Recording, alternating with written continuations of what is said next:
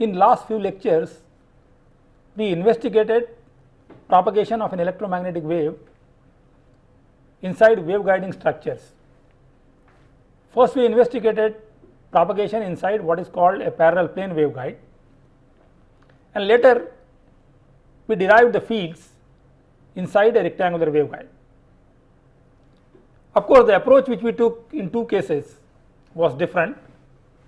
In first case, that is for parallel plane waveguide, we visualize the propagation of electromagnetic wave as the propagation of uniform plane wave by multiple reflections at the two conducting boundaries of the parallel plane waveguide.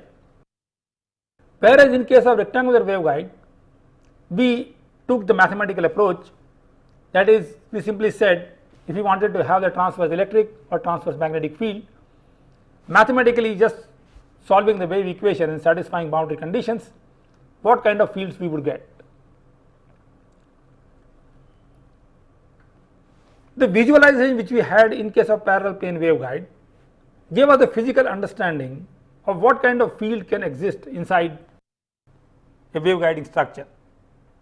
And from there only we understood that if we go perpendicular to the planes, the conducting boundaries, then we will have the wave which will be standing wave kind of waves, whereas along the planes we will have a travelling wave.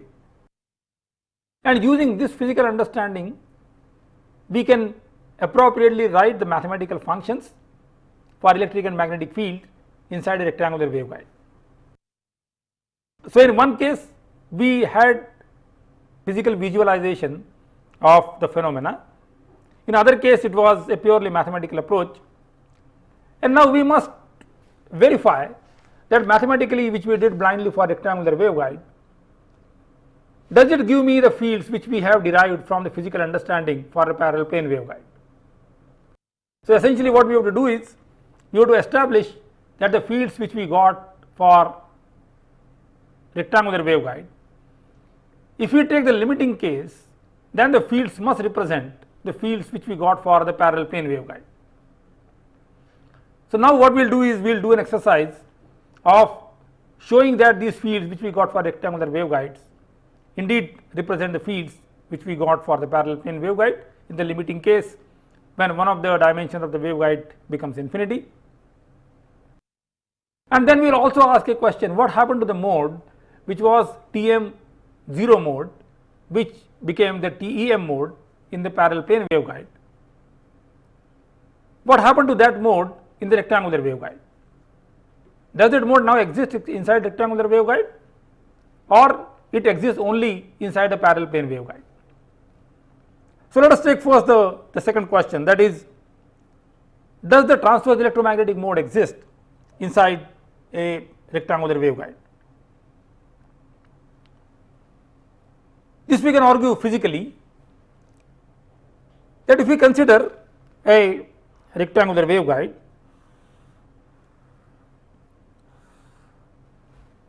and let us say we are talking whether transverse electromagnetic mode would exist inside the structure. That means for this mode the electric and magnetic field both are perpendicular to direction of propagation. That means they must lie in this plane, the cross sectional plane, that is the plane of the paper. Now we know that the magnetic field lines must close on themselves, and all these magnetic field lines are now lying in this plane. That means they must to form the closed loops in this plane. So the magnetic field lines in the transverse plane must look like that. However, if the magnetic field lines are like this, then we know that there has to be a current enclosed by these magnetic field lines. So there must be a current flow, something like this, which is enclosed by the magnetic field lines. Then and then only these magnetic field lines can survive. So there are two possibilities. One is we have a conduction current which is flowing perpendicular to plane of the paper,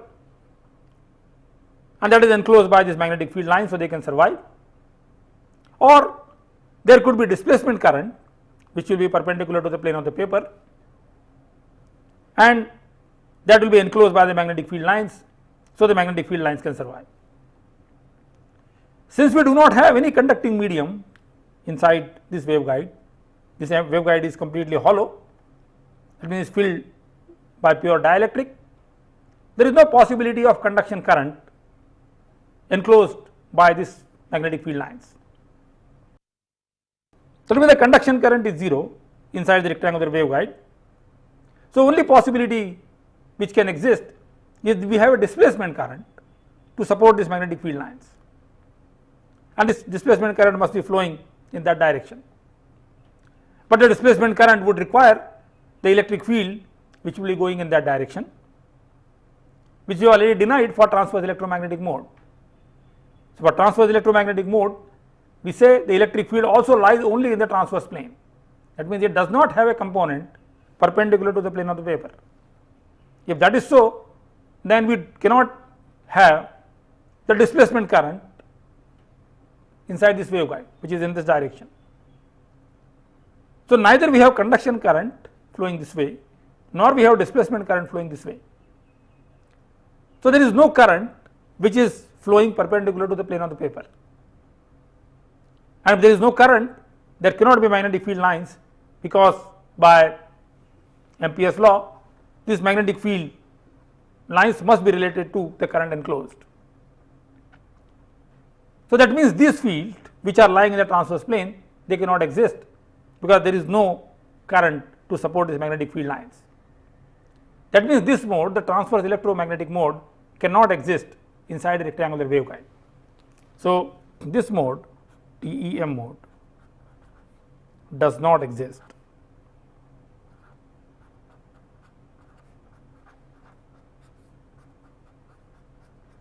inside this waveguide. Then one can ask a question, how was it existing in the waveguide which is the parallel plane waveguide? And before we get into that question, let us first take the parallel plane waveguide as a limiting case of the rectangular waveguide. So, if I take this rectangular waveguide in which the TE10 mode is existing, that means the electric field is like this, and if I make this B equal to infinity, if I push this wall to infinity, essentially I will get a structure which will be the parallel plane structure, this plane and this plane. Wave is going to travel in the z direction, and these two walls are pushed to infinity. So, as a limiting case of the rectangular waveguide, by pushing these two walls to infinity, I can get the fields for the parallel plane waveguide.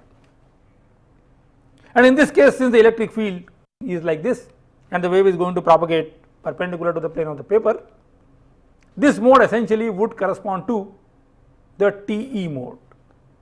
So, we have now, by pushing this thing for TE10 mode, if I push this field walls to infinity, then I will get a geometry which will be the parallel plane geometry, and for this geometry electric field is oriented like this. So, that will give me the transverse electric mode. So, what we are saying is, if I take this waveguide and push it to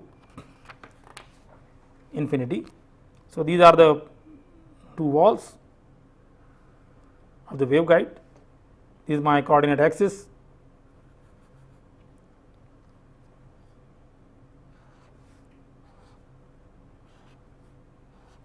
this is the direction which is the z direction, this is the x direction, and I am pushing these two walls to infinity.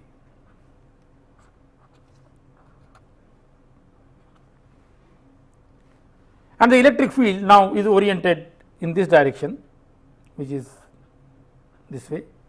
So, I have a component which is Ey, and I have the magnetic field which is Hx and Hz for the TE10 case.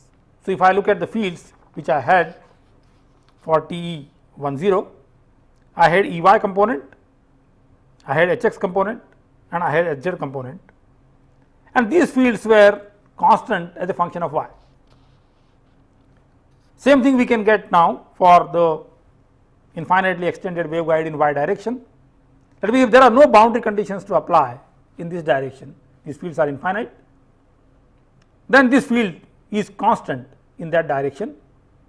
That is precisely the field we used to get for parallel plane waveguide. So, indeed we can take the transverse electric 1-0 mode, make this boundary to go to infinity, but since we do not have any dependence of B here, what that means is these fields are the same fields as I would get inside a parallel plane waveguide for a transverse electric 1 mode. So, these fields are T10 for rectangular waveguide, but these exactly the same expression I have for TE1 mode for a parallel plane waveguide. So, we have a situation here which is TE1 mode, for which the fields are identical to these fields which are TE10 mode for the rectangular waveguide. So, here we have the magnetic fields which are having x component and z component, and Ey will be in this direction. So, you are having now the z magnetic field which is in this direction. So, as the limiting case of the TE10 mode, we can get the transverse electric mode, lowest order transverse electric mode, which is TE1 mode, and the fields will be exactly same as what we got for TE10. The another mode which we had was the transverse electromagnetic mode, for which the electric field was not tangential to the boundaries, it was perpendicular to the boundary.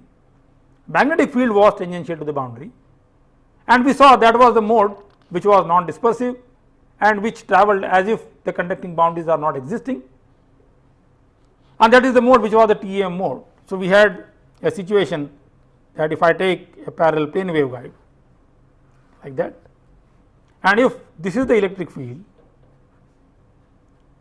E and this is the magnetic field,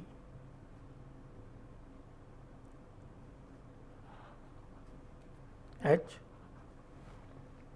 then the wave is going to travel in this direction Z,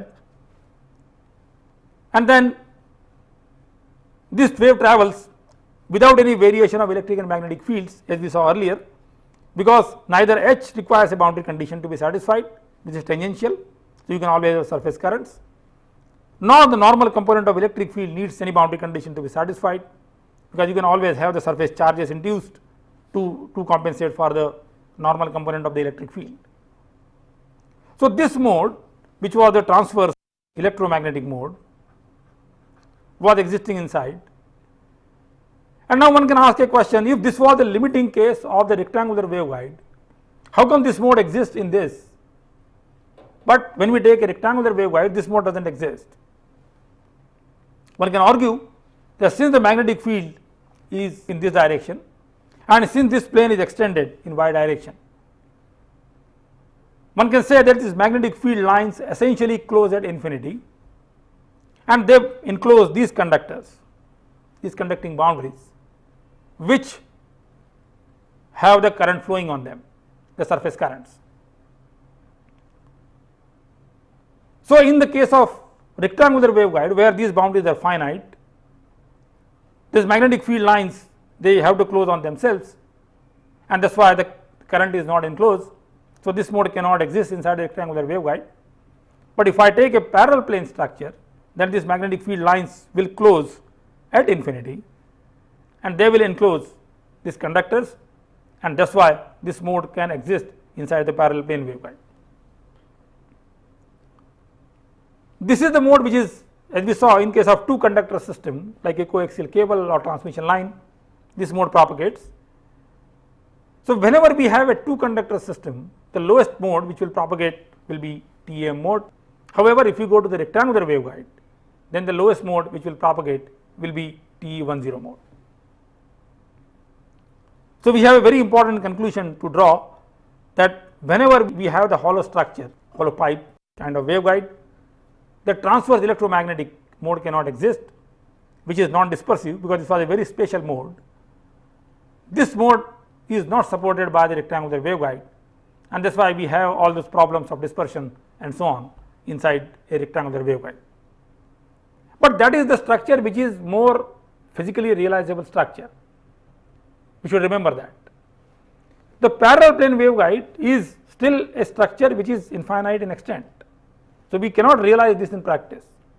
It is good for understanding, but when we want to realize the structure in practice, it is the rectangular waveguide which can be realized in practice, not the parallel plane waveguide.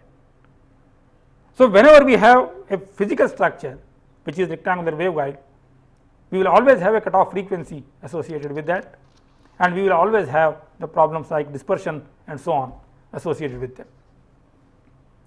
With this understanding, now let us try to see the currents which get excited on the walls of the waveguide, which actually support these fields inside the waveguide. So, whether we take a parallel plane waveguide or you take rectangular waveguide, what is the mechanism by which these fields are supported inside the waveguide? What are the sources? And the sources are nothing but the surface charges and surface currents which lie on the inner surface of the waveguide. So, as the wave travel, even the surface charges keep moving, they accumulate at different locations, as we will see a little later, and these charges and surface current support the electric and magnetic fields inside the waveguide, which are responsible for carrying power inside the waveguiding structure. So, what we will do now, we will try to visualize first the fields which would be there inside the waveguide, and then we will try to visualize how the currents are distributed on the walls of the waveguide. So, let us take first the simplest case, which is the TEM case and a parallel plane waveguide. So, let us say I have a parallel plane geometry, and let me orient the planes. So, these are the two conducting planes. The energy is going to propagate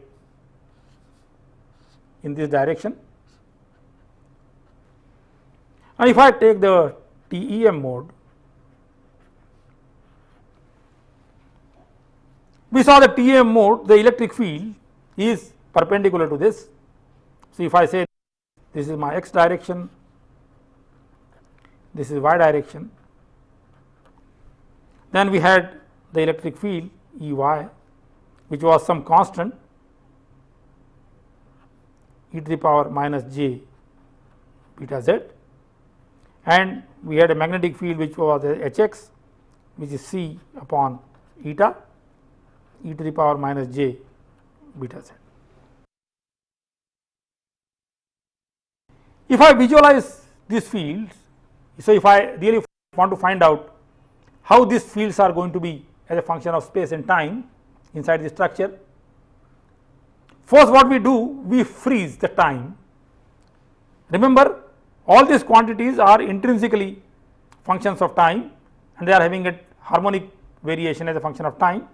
So, e to the power plus j omega t is implicit in all these terms.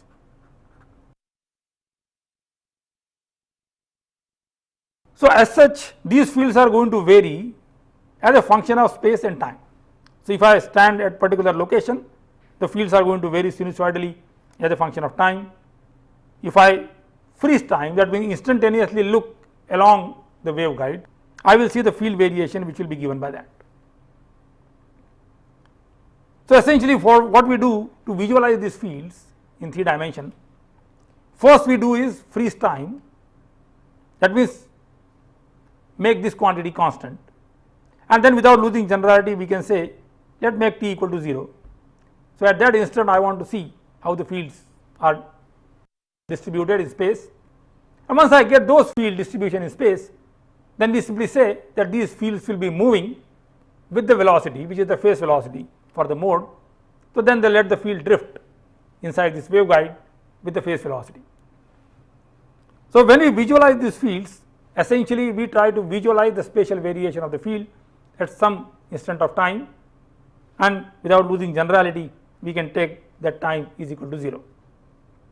So, if I take the t equal to 0, if I freeze time, then the field visualization will be simply a real part of this quantity, which is real part of c e to the power minus j beta z, and this will give me again the real part of C upon eta e to the power minus j beta z. So, Ey has a variation which is real part of this, which is C into cosine of beta z.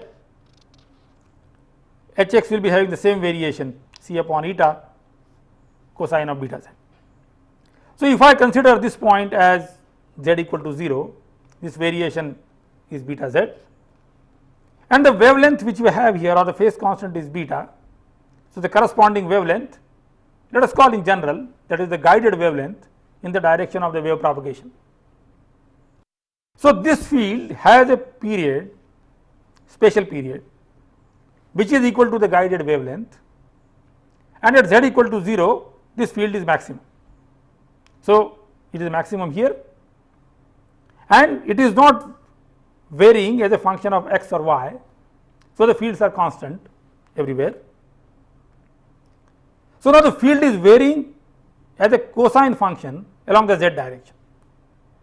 So, it is maximum here. So, if I take here this point, this is z equal to 0. So, it is maximum, and then it goes like that as I move along the z direction like a cosine function.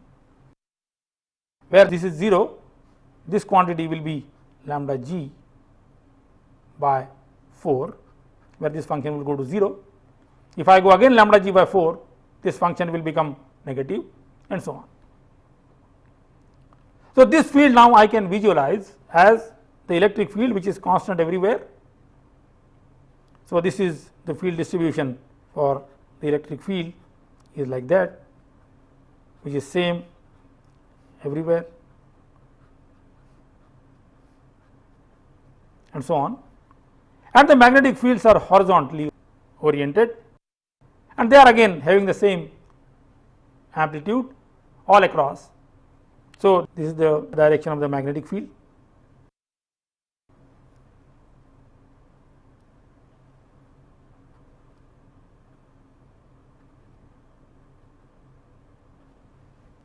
So, the direction is taken appropriately, so that E cross H gives me the power flow which is in this direction.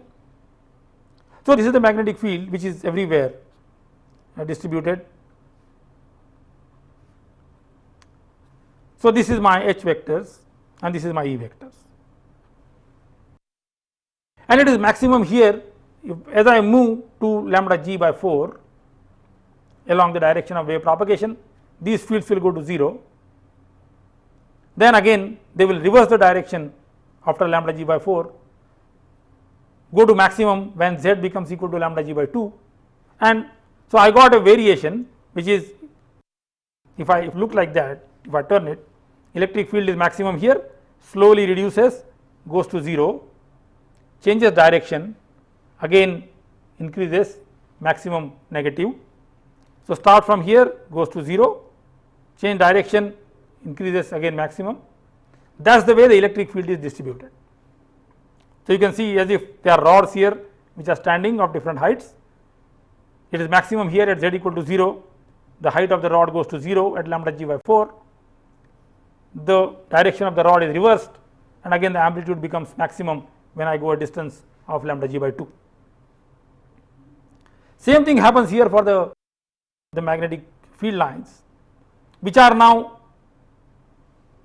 like that. So, they are stacked. So, this will look as if you are having a layer of the magnetic fields which are oriented this way, they are stacked, and again their variation will be exactly same, that when this field goes to 0, the magnetic field also will go to 0, and so on. So, it requires little imagination to really visualize these fields, but with little practice one can definitely see how the electric fields and magnetic field are distributed inside a waveguide.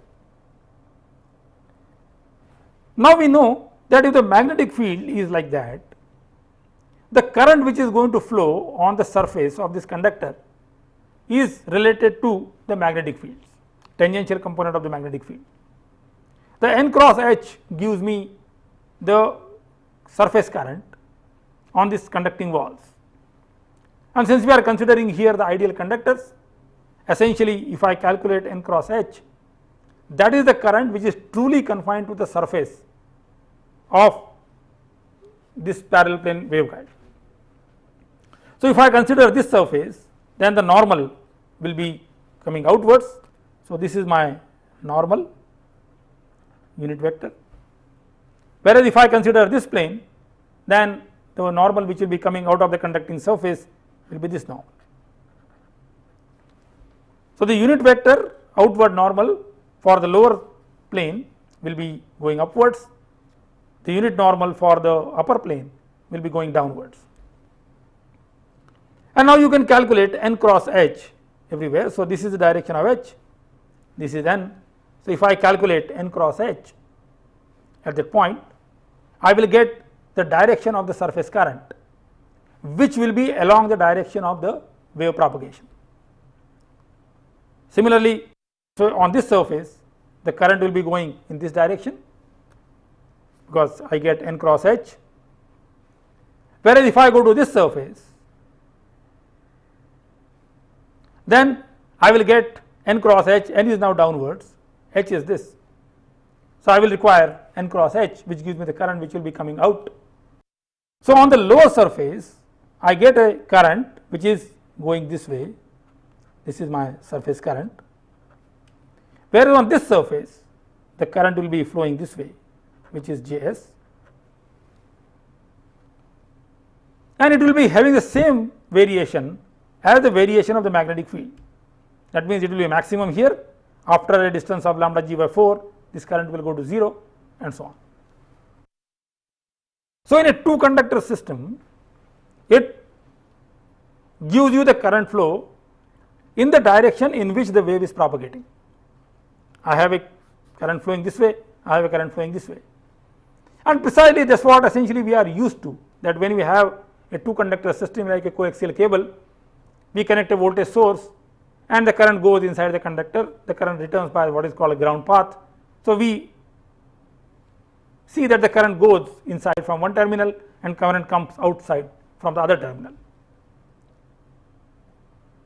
So, in that situation, which is like a two conductor system, the direction of the current flow which we have for this mode, TEM mode, keep that in mind, is same as the direction of the wave propagation. So, the current is going, current is returning from here. Question one can ask is, if the wave is propagating in this direction, is it always true that the current has to flow in the direction of the wave propagation? And invariably we get the answer which is wrong, and that is, since we always discuss the transverse electromagnetic mode, that is what we are used to when we go to low frequency circuit, immediately we jump to the conclusion that yes, since the wave is moving in this direction, the power is flowing in this direction, the current must flow in that direction. Let us look at the parallel plane waveguide, but let us take the mode which is TE1 mode, and let us see what will be the direction of the currents and field in that waveguide. So, let us consider the structure which we have got. This is the TE1 mode and this is the parallel plane waveguide. As we saw that the fields for the parallel plane waveguide will be identical to this. So, firstly the electric field will be y oriented, they will have variation which will be next direction, and they will be varying again in z direction with phase constant beta. So, in this direction if I look at the field variation and if I write down the expression for this, I will get again sinusoidal variation in z direction also. However, to visualize these fields as we did in the previous case, let us take amplitude of this field, that is the real part of this quantity, and plot that as a function of z, x and y. We will get a three-dimensional picture of the fields. Before we do that, however, let us try to take this j and represent that along with this, because j is e to the power j pi by 2. So, minus j will be e to the power minus j pi by 2. So, if I take this field expression and write that, I get this quantity E y, that is equal to, let me put this whole quantity as some constant at the moment we are only interested in finding the variation of the field in x and y. So, let there be this some constant here, except this j we are going to put at this point. So, let us say I have some constant here, some a, sine of pi x by a, and I write here e to the power minus j beta z, and I take this minus j up. So, this will be equal to minus j pi by 2. So, if I want to get the instantaneous field as a function of x, y, z, I take real part of this quantity. So, the instantaneous value,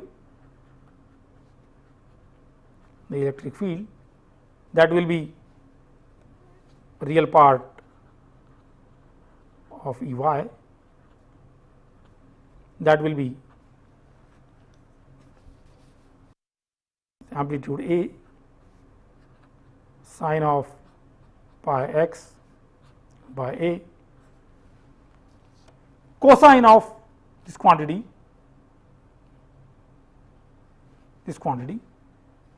and that will be equal to the sine of beta times z, because you have a phase difference here of pi by 2. So, you have here sine of beta into z.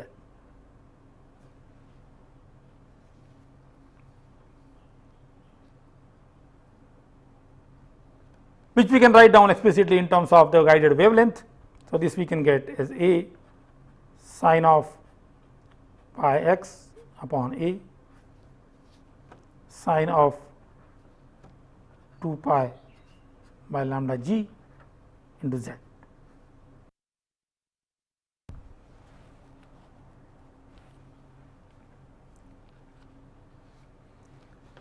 Same thing I can do for this magnetic field also. So, this quantity again, there is omega epsilon, this is omega mu. So, I can say this is another constant for the magnetic field. So, H x I can write down the instantaneous value, that will be real part of H x, which will be some constant b sine of pi x upon a, and this quantity is same, again we can take here minus j up there. So, this will be sine of 2 pi by lambda g into z, and I can get again the instantaneous value for the magnetic field z component, and there is no j here now. So, if I take real part of this, this will be simply cosine of beta z. So, the real part of the z, that will be equal to this constant c cos of pi x upon a cos of beta z, which is 2 pi by lambda g into z. So, these are the fields which are now, if I freeze time and if I take that t equal to 0, then at that instant the field along the waveguide will be given by this expression. So, in the z direction, as we can see, the fields are sinusoidal with a period, spatial period, which is lambda g. However, these two are in quadrature, that means wherever h x is maximum, the h z is 0, and wherever h z is maximum, h x will be 0. So, in space we are having two components now, the h x component and the h z component, and h x component is having a sign variation. So, if I take this point as z equal to 0, h x is 0 at this location, but h z is maximum at this location. If I go a distance of lambda g by 4 on this, at that location h x will be maximum, but the h z will go to 0. So, if I see from the top, it will appear here the Hx was 0, only Hz was here. As we moved to a distance of lambda g by 4, the Hz becomes 0, only Hx became maximum. So, the magnetic field totally became like this along this direction. As I move further by again lambda g by 4, again Hz will become maximum, Hx will become 0. So, what we find that here we have a function which is cosine. So, that means if I take this as plus direction, so here I have a magnetic field like that. On the opposite wall, the magnetic field will be this way, is the cosine function. So, z equal to this quantity, this variation as a function of x. So, if I plot this, this is the one which in the x direction is going to be like this. Z direction, the variation is periodic with lambda g, but in x direction this is maximum at x equal to 0, at x equal to a with opposite sign, and 0 at the center. So, the magnetic field lines are maximum here and no component of the magnetic field Hx at this location. So, the fields are this. If I go to a distance of lambda g by 4,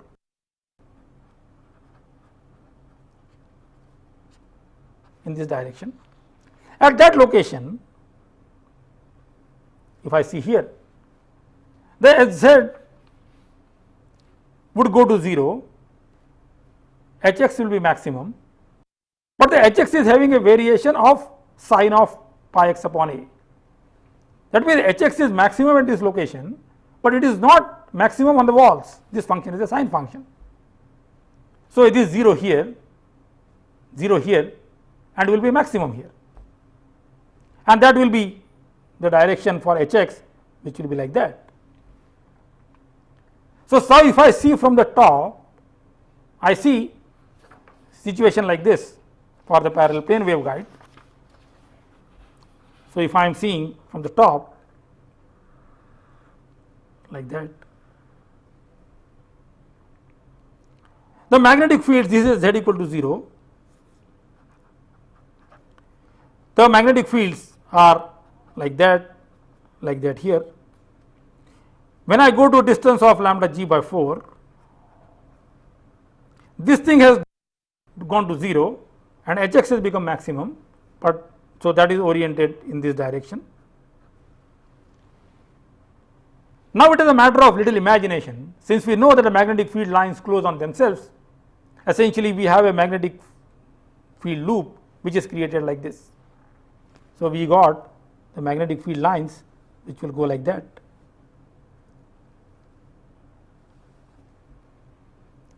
Like this.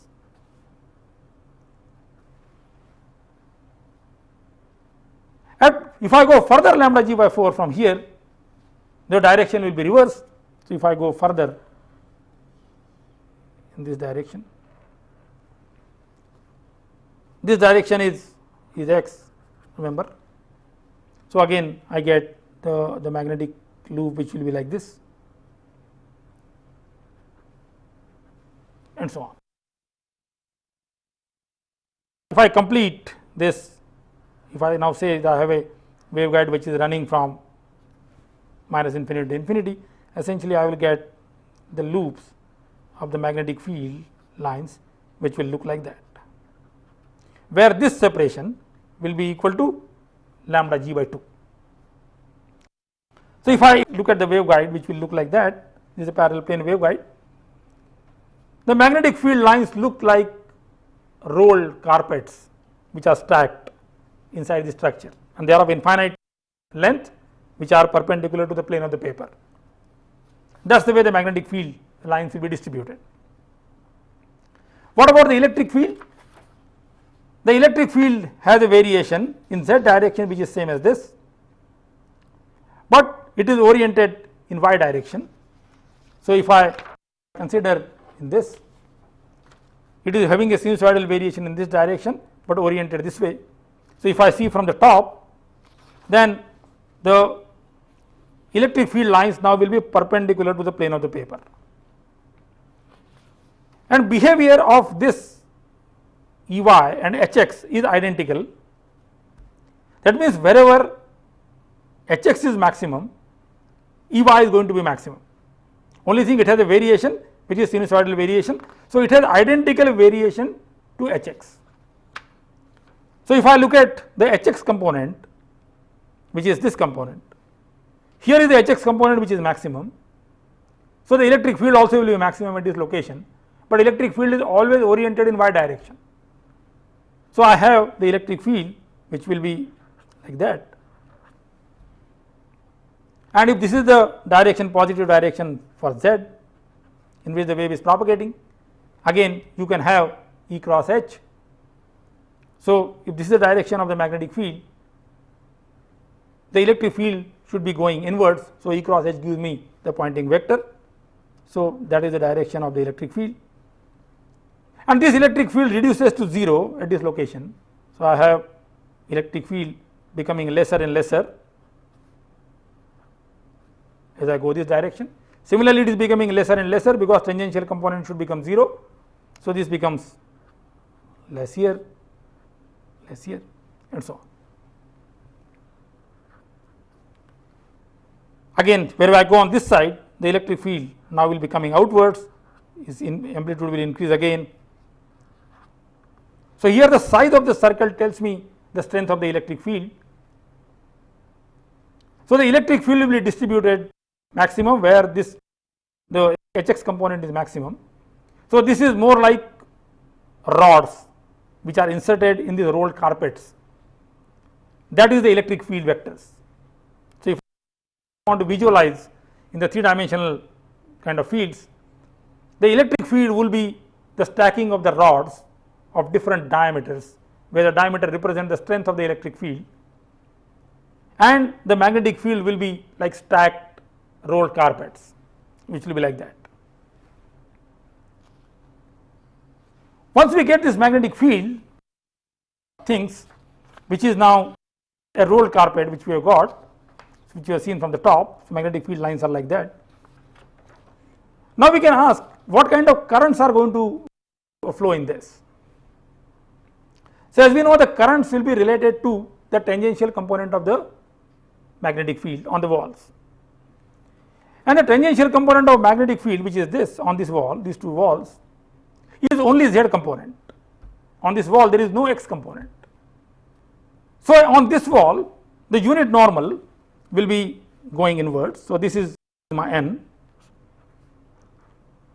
For this wall, this is n. Here the magnetic field is going tangential to this, which is in this direction, z direction. X direction magnetic field is 0. So, on the walls, if I see, I have only magnetic field component which is z component.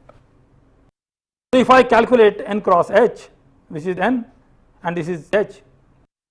So, if I go from here to here, the n cross h in this direction, I will get now the current direction, which will be tangential to this surface current. That is what we are talking about, but that will be now flowing in the y direction, because normal is in x direction and the magnetic field is in z direction. So, n cross h, if we take, that current flows in the y direction, which is this direction. So, we have now the surface current which flows into this. So, if I take again, this is my unit vector, this is my magnetic field which is like that. Okay. I take n cross h, which will be going from this to this. I get the direction of the current, which will be surface current, which will be like this. This is Js, like this is Js. So, very important thing to note now is, compared to the TEM case, that the surface current is going to flow in the y direction. That is very important. So, we have here surface current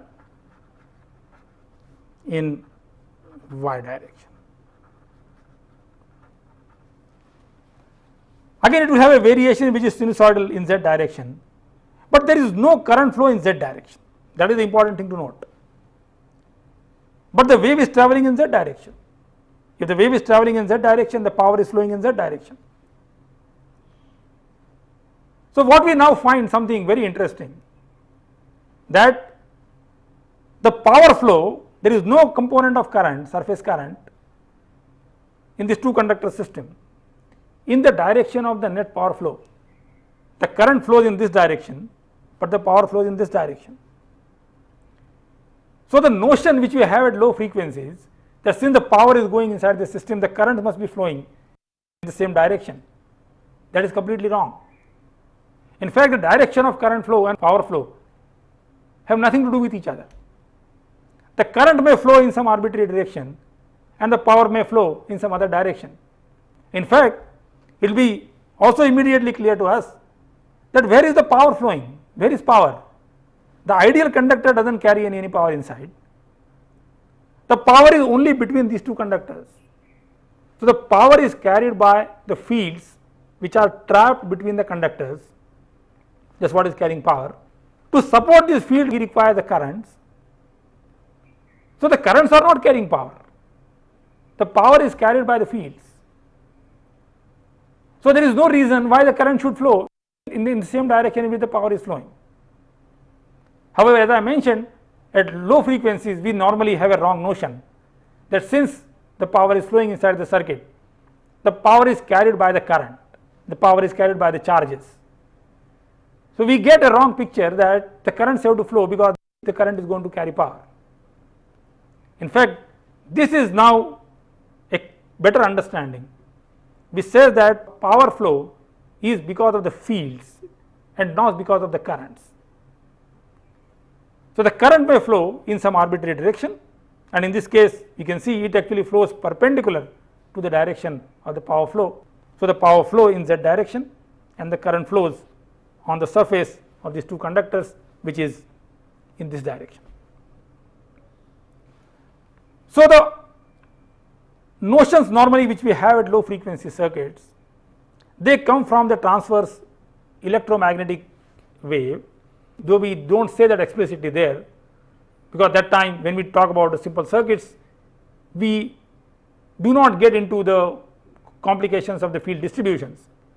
But intrinsically we assume that the fields which are carried by the electrical circuit is a transverse electromagnetic field. So we have certain notions which we build for the electrical circuit, and they come essentially from the nature of transverse electromagnetic wave.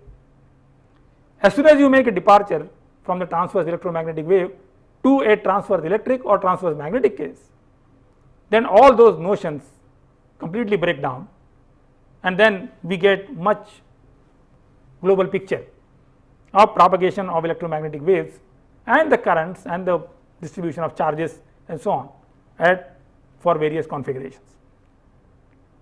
So with this understanding now for the current flow on this parallel plane structure, which is rather simpler structure, now we can discuss the field distribution inside the rectangular waveguide, which is more practically a realizable structure. And then again we will see the current flow on the waveguide surface for rectangular waveguide, and then we will have little more advanced things like calculation of the losses and other things for rectangular waveguide. So let me summarize what has been discussed here. Essentially we saw that the transverse electromagnetic mode cannot exist inside a rectangular waveguide, and that we showed from the physical arguments. Then we also showed that if we take a rectangular waveguide and push one of its dimension to infinity, then the fields which we get for rectangular waveguide, they are identical to what we would have got for parallel plane waveguide. Then we developed a mechanism of really visualizing these fields inside these waveguides. So we saw two cases. One was the transverse electromagnetic wave inside a parallel plane waveguide, other was TE1 mode inside a parallel plane waveguide. And then we saw something interesting, that the direction of the current flow on the surface of the waveguide need not be same as the direction of the power flow. The direction of the current and the power flow are same for only transverse electromagnetic case. However, if we go to general mode, then the current might be flowing in different directions, and the power flow which is due to the fields trapped between the two conducting boundaries could be in some other direction. So, next time we discuss in detail the fields and the power flow inside a rectangular waveguide.